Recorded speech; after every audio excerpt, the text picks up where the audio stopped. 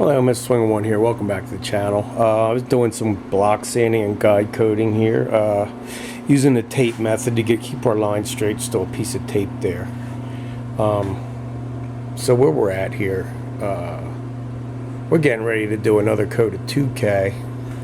Basically, the final coat of 2K over the whole car.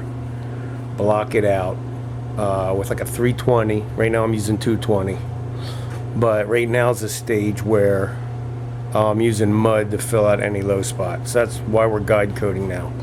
I want to talk about why you do this part by hand. It's mainly because you can feel things and see things up close. The guide coat will show you the low spots. You may be able to see some remnants of basically what I'm using is a cheap black primer, and I missed it on the side of the car, and I use my DuraBlock. I got different size DuraBlocks, and I go down the side of the car and we're looking for low spots which will stick out with the black primer. But what I found today, this is why you do this by hand, because you'll be up close and personal, basically massaging the car. You'll be feeling everything, all the low spots, all the high spots. You'll see where the mud has the squirrel marks in it, whatever. But what I found today was this section of the door here where it meets the fender was a hair low, maybe a 1/16 of an inch. It was low back here also. I adjusted the door striker, but the door wasn't quite closing right. So keep in mind, I took the door hinges off this car, and most people will tell you not to remove the door hinges because it is a pain to realign the doors. That is true, because I played with this door. This might be the fourth time today I didn't adjust. So it was the fourth time I adjusted this door, and I thought it was fine. But the door wasn't closing right. And point of all this is just finish your car by hand. Use your DA and your air tools to rough your car in or to strip it down.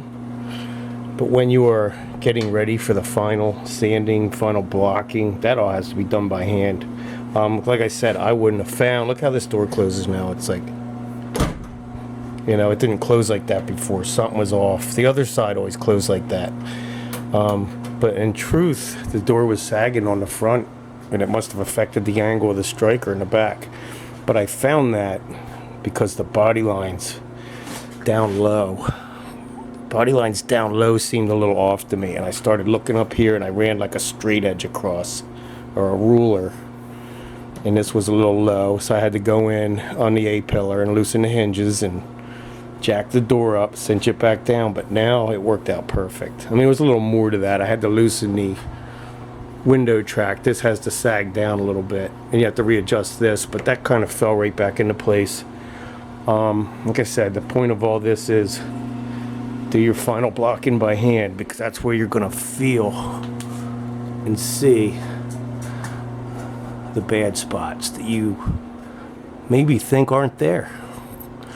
This is why we do it more than once. This is why we're gonna put another coat of 2K on. Try to get a uniform gray primer appearance on the car before we shoot the color on. And yeah, I just wanted to share that because I found it quite joyful. Like, I was really happy when this door started closing properly. And I'm like, oh man, you know, great. That's finally figured it out. Trial and error how many times. Don't be afraid to go back over your work. Now's the time. You don't want to adjust the door when it's painted, because the paint on the corners of the door will get all nicked up, and you'll be upset when your finished paint job gets all dinged up because you have to readjust something. All right. I'm going to come around and do the passenger side too, although right now that looks good. It looks good, but I don't know how it feels, again, doing it by hand. Did some smoothing out up here where the seam for the roof is. The roof and all that seems to be smoothed out. I'm going to get the sides, come across the trunk lid, do the valances. It's getting there.